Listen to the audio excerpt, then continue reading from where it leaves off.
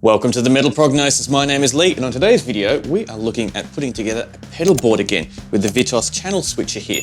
My city is just about to ease restrictions, so I'll be able to do band rehearsals again. So I'm definitely inspired to put this together and see which different combinations is going to work. So I've got a couple of new pedals to see how it all fits in and how it's all going to sound. So I'm going to set up a little table here, set it up, we'll run through each different patch to see how they sound, do a quick jam, make sure it actually works, because otherwise we're in trouble town. And then we'll have a final thoughts after there. So let's start plugging stuff in and start having some fun.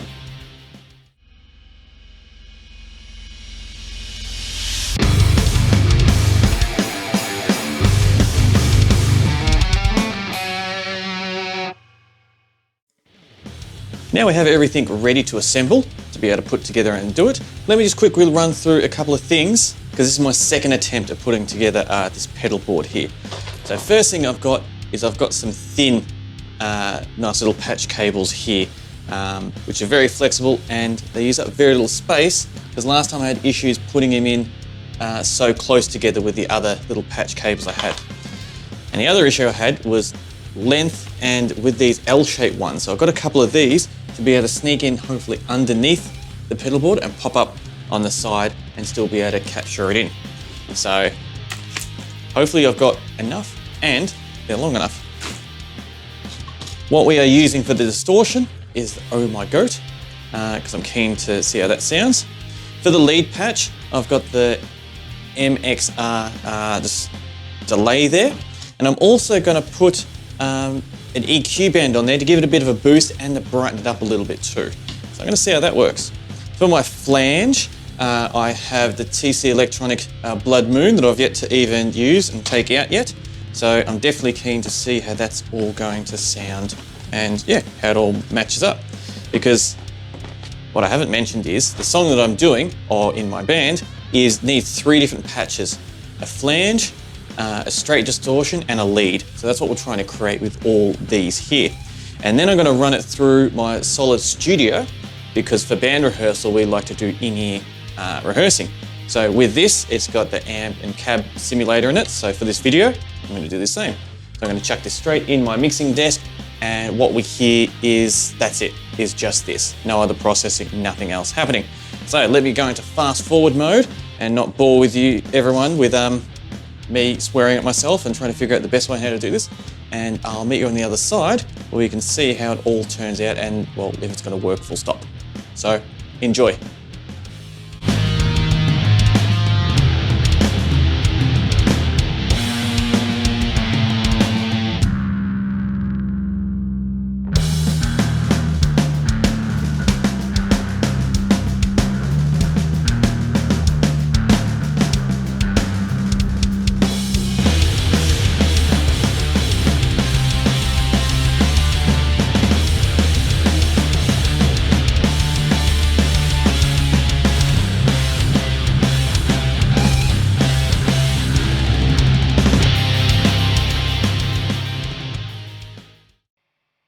All right, so this is what the board looks like, close to completion.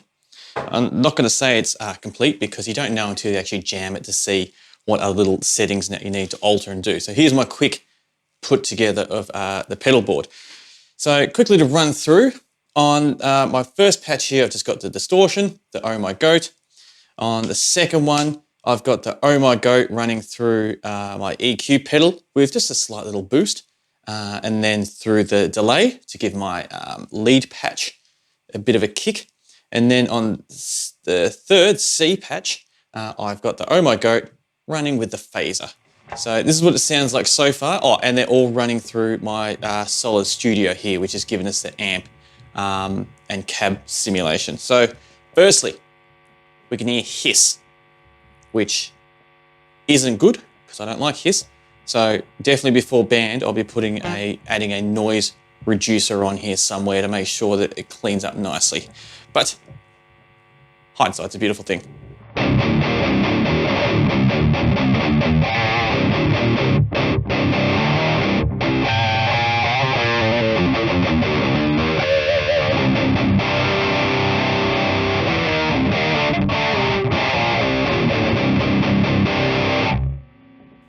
That's the Oh My Goat. That sounds really awesome with the Solid Studio here. Then we have my lead patch.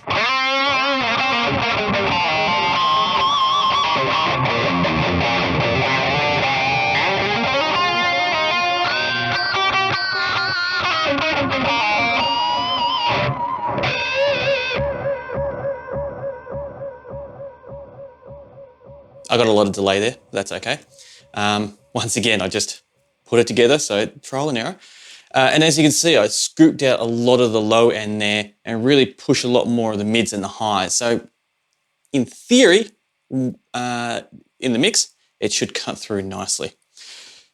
In theory, but you don't really know fully until you test it.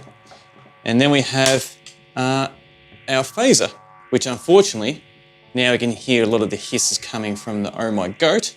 And I do have the level pushed pretty high, so it makes sense. There's a bit of boost there and a lot of gain. It's actually the hiss is running through the phaser and you can hear the phaser phasing the hiss. But we can work around that.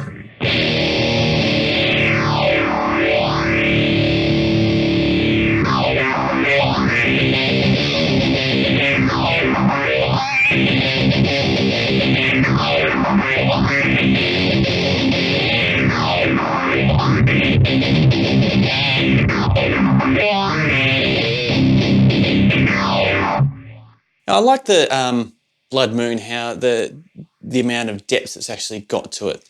It's not too bad because it's the first time me actually using it and hearing it properly. So yeah, I don't mind at all. I normally really like the TC Electronic size of their pedals and how they're using that. But in a pedal board, I am seeing that it takes up a lot of room, but that's okay. That's okay. So I'll quickly run through just a couple of points of interest that I came across while putting this together the second time through.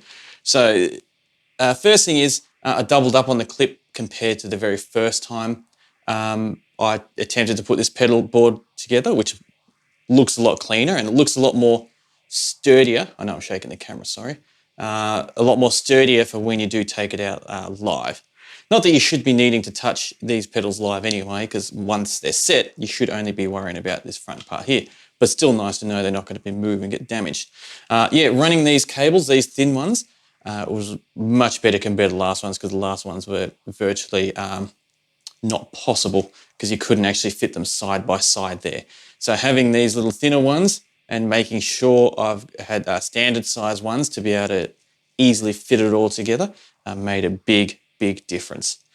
Yes, still a lot more cleaning up I would like to do, but one step closer. And yeah, all works out really good. All the patches work out nicely. Put on there to stop the phaser going. And yeah, it all went together really smoothly and pretty easily. But yeah, I definitely need to work on my cleaning up on a lot of these cables. Now it's all set up and done. Let me have a quick jam and then we'll come back and have a talk about this whole setup and how it is all done.